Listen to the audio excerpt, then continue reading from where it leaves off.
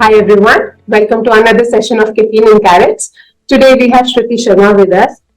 Shruti comes with decades of experience in customer-oriented roles, but currently she has her own consulting business focused on customer success. Welcome, Shruti. Thanks so much. I'm so glad to be here, and I'm looking forward to talking to you today. Absolutely, absolutely. So today's topic is very specific on sales and CS handoff.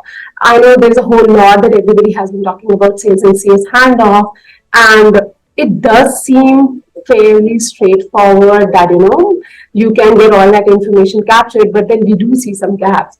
And what we have been hearing is that CS apparently should participate during the sales cycle itself.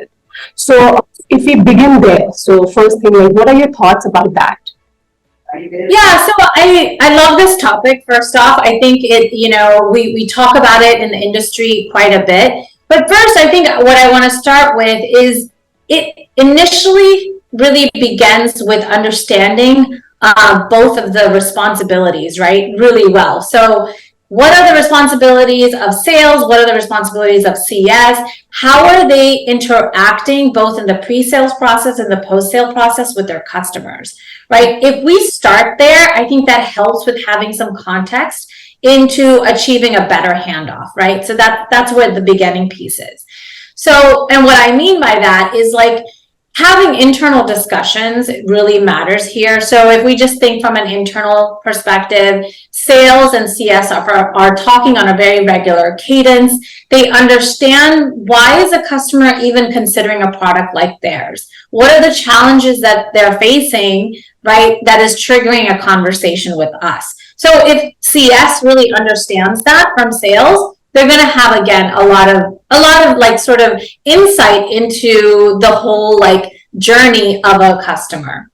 So having CS involved in every sales conversation is definitely not scalable. So I will preface that. It's really important to kind of know that in the back of your mind. And unless it's like an enterprise type of customer that really requires that idea of like, who's my relationship manager going to be? What is that going to look like? But I think what we can do better job of is introducing the customer success role, right? What does that really mean in the sales conversations? So if we start to talk a little bit about customer success and how that helps them achieve the customer's goals, then we're going to end up really, generally giving customer a good experience. So I guess when you want to bring up customer success during the sales process, you want to bring up, okay, well, your customer success manager is going to talk about your success plan, going to talk about actual check-ins. What does the check-in process look like on a regular monthly basis? What is your business reviews going to look like? And how your customer success managers are not just there to support you, they're more proactive. They're ready to get creative and innovative with the solution you're trying to drive. So all in all, I know I said a lot, but I think what's key is the goal is really to internally have less tension between the two teams and really reduce all the back and forth that happens between sales and CS when the handoff actually happens. So that's going to ultimately give the customer the best experience. Mm-hmm. So what I hear is, if not necessarily introducing the CSM himself or herself, at least introducing the role to the customer to prepare 100%.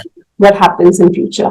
Wonderful. So do you suggest of any high-level framework or a playbook for sales CS handoff, that these are the bare minimum or LCM activities that perhaps teams should look into to build into their handoff process?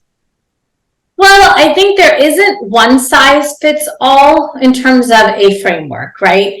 But I think when you're developing a framework, so let's just first talk about thinking about even creating one, right? What you want to do is identify the internal challenges that are happening, right? That is giving the customer not such a great feeling about the handoff, right? The customer success manager gets a customer and the customer feels like, oh, I feel like I'm a totally new person, a new customer. I've been talking to sales all this time, but they just don't get a good feeling once they get the handoff. So you really have to start to think about how, like, almost put yourself in the customer's shoes, right? How would you modify or change your existing framework to make sure that the customer experience is really, really, really impactful, right? So I would recommend more so guidelines you should have in place to build a framework, and I can walk you through those. One would be establish a documentation system that's centralized, right? And what I mean by that is, like, sales throughout all the conversations and interactions that are happening should be documenting and sharing, like, what is the customer talking about? What are the pain points? What are the nuances of this customer that we're not aware of, right? It's one place both the CS individual and sales can go to reference, and it can be referenced across the organization as well. So that's one. Number two, I would say really think about, and it's more of a guideline, is having a collaboration meeting cadence between the two teams internally, right? So there's regular communication on both sides. You're going to come back to sales, you're going to come back to CS and have this conversation, very open dialogue. Number three would be, think about your current state of a kickoff meeting, right? What does your customer kickoff meeting look like today? Because if something's not sticking the right way with the customer, then it's worth reevaluating. So looking at the customer kickoff. And then I think the final, before you decide, okay, and agree upon, you really need to agree upon and align on this framework before you roll it out. And last, I will say that I think in anything that you do, you should always go back to the drawing board on a quarterly basis and look at, is it working? Is it not working? How can we improve it? Are customers feeling better? Are our internal teams feeling better? And I've found that if you bring one or two success stories to the table during that meeting, can be really impactful too. You can talk about a handoff that went really well and how do you recreate that moving forward, or a handoff that didn't do so well, right, potentially, and say, how can we improve that? So you make these quarterly sort of reflection kind of meetings very productive versus kind of saying ad hoc, these are the things that need to be changed. Wonderful. I really like the 2 points that you brought up here. One, sales really documenting everything, perhaps at every stage of the cycle, so that the information is not lost. And second thing, going back to the drawing board and really assess what is working, what is not working, and come back with a new picture. So if I extend that a bit further, how would you recommend the sales CS process, whatever the organizations are implementing in their organizations, is more sticky? And I bring that in context that, while we recommend that sales should document a lot of information during the sales cycle, it is often possible that they generally do not have that information. Okay, so there's obviously a gap. Then you may fall off a few pieces from your process, and how do you make sure that they stick to that?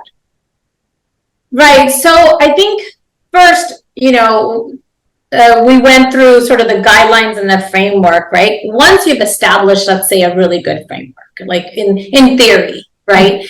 You've established it, but you really need to test it out and make sure it's working, right? And once it's proven to work, there's a few things I do. One, I would almost like integrate it into your new hire training for sales and customer success, right? And a part of the onboarding process, like, this is the proper handoff process.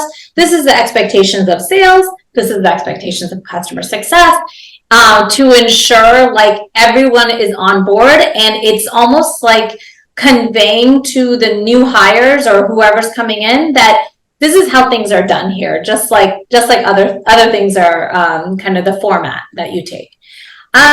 Two, I go back to documentation a lot, but I think maybe in your CRM system, you have certain sections or values that you can make required before the handoff happens. So if they're not filled out, then potentially the handoff can't happen. It's almost like pushing them and forcing them to make sure they've gotten that right information. And 3, I think this is a collaboration effort, but back when you're building the framework, is to create a know your customer form. And that form, it can kind of live in various, whatever, whether it be a CRM or it's like a documentation system. But know your customer form really have that certain pieces of information there should be very clear and make sure that they're filled out so that CS feels comfortable, and also sales knows what CS is looking for, right? I think that's another benefit, is like it offers an opportunity for sales to ensure that they're getting everything that they need answered by the customer, and also make sure they're the right fit moving forward. So, I think if you have a few of these things in place, you're going to see some stickiness there. And as you continue to have those quarterly meetings and share the success across the company of these handoffs, that's also going to drive momentum. Wonderful, wonderful. I like the whole idea of bringing that fields or the sections in whatever tool one is using, so that it kind of stays in sales team's mind that you have to put in effort to get that information. Otherwise, anyways, it's hard to provide that value to customer. Tweaking it, sometimes, if not very frequently, we see that whatever information customers provide during the sales cycle, it changes post-sales during the onboarding lot, because when they are seeing the platform or the tool, they also realize something has changed. Their approach or their purpose might change slightly because now they are more aware of the system. So in such scenario, how do you think both sales and CS should collaborate and work towards it? Yeah, I mean, I would agree with that. I think it does happen. Very, very high likelihood of, especially with long sales cycles, when it's like 6 to 8 months, what the customer came in with as their initial challenge could have changed by then. Their goals could have changed. The decision makers could have changed. So all of that contributes to the longer sales cycle. Again, I go back to this because I'm a big fan of it, is like really owning the history of sales conversations, right? What happened at the various stages during the buyer's journey, right? Or the conversations that were happening in detail, right? Like they came in as a result of feeling like they weren't as productive in a particular process, right? That's where they're coming to you, right? They want to reduce that time by 10%, right? Now, because business goals change regularly, I'm talking about the customer side, then that could potentially 8 months later be a whole different priority, right? And you almost want to make sure that you're logging that, you're owning that conversation, and then you're conveying that over in your know your customer form, in the sales CRM, any other documentation. And to do that, if you know it's starting to look like a longer sales cycle, almost sales should be doing temperature checks, right, in between each, like every couple of months, just to make sure, are we on the same page? Is this, maybe there's a new person that's there. Could we have a conversation with that person, in terms of what their goals are, what their challenges are, why they're now like thinking about our product, how they're thinking about the product that they're about to purchase. So regular temperature checks will also help that handoff process. And that way, when you transfer or you kind of hand over the baton to CS is going to feel like, wow, I have really good context to this, and I knew who all the players were. Wonderful. Taking it a little bit forward again, so there's still a set of organizations where the renewal and expansion is driven by sales. Okay, even today. In that case, there will be certain information that sales would require from CS to take that initiative forward to get the renewals and expansions and all. And you did bring this up. There would be a piece of information that sales would need. So what do you think are those pieces of information that is required? Yeah, so I think CS plays a huge role in expansions or renewals, right? And I think they actually are not only a huge role, but they need to make sales feel extremely comfortable with the customer because they've owned that relationship. So in terms of like what information, what does the journey look like? Like what milestones have they achieved, right? What wins have they had? What not so great times have they had, right? Like also highlighting areas that they felt that had a little bit more friction. And also, again, documenting those along the way. But I feel that CS has a big responsibility. And also, whenever a renewal or expansion is happening, it's not that CS just kind of goes away.